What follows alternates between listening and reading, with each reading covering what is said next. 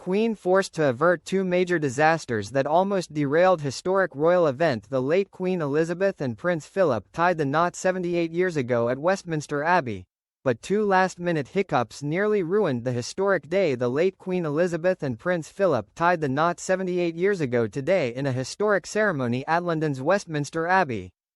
When Princess Elizabeth married Lieutenant Philip Mountbatten on November 20, 1947, the ceremony itself ran smoothly, but there were two disasters that happened hours before that could have derailed the entire day. The historic wedding was recorded by BBC Radio and was broadcast to 200 million people around the world. After their nuptials, the couple were given the titles of the Duke and Duchess of Edinburgh, the Earl and Countess of Merionethand, the Baron and Lady Greenwich. While to royal onlookers it seemed the day went off without a hitch, little did they know at the time that the then Princess Elizabeth experienced two nightmarish problems with what she was going to wear. The late monarch had decided to wear Queen Mary's Russian fringe tiara for her wedding, but as she was getting ready for the ceremony at Buckingham Palace, the tiara snapped. The court jeweler had to be rushed by a police escort to his workroom and made it back just in time with the repaired tiara.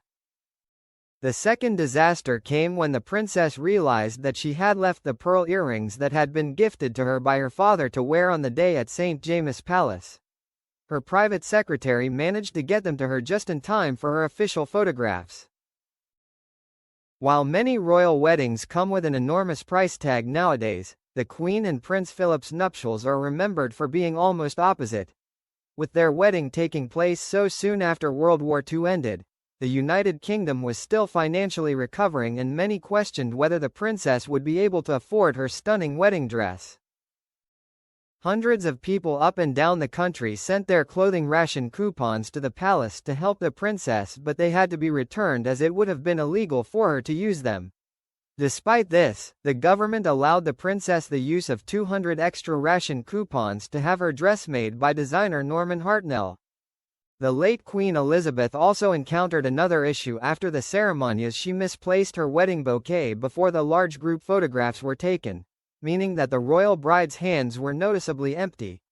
When staffers were unable to find a solution, the couple instead decided to put their wedding clothes back on during their honeymoon and posed for their individual pictures again.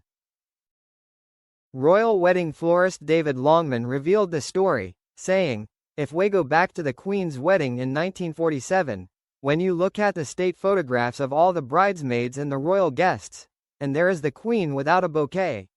It got lost, so in the middle of their honeymoon they had to get dressed up again in their wedding clothes and my father had to provide another bouquet for those photos."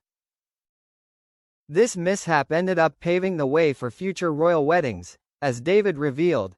To ensure this mistake never happens again, every royal bride now has two bouquets, just in case someone accidentally puts it down and forgets about it.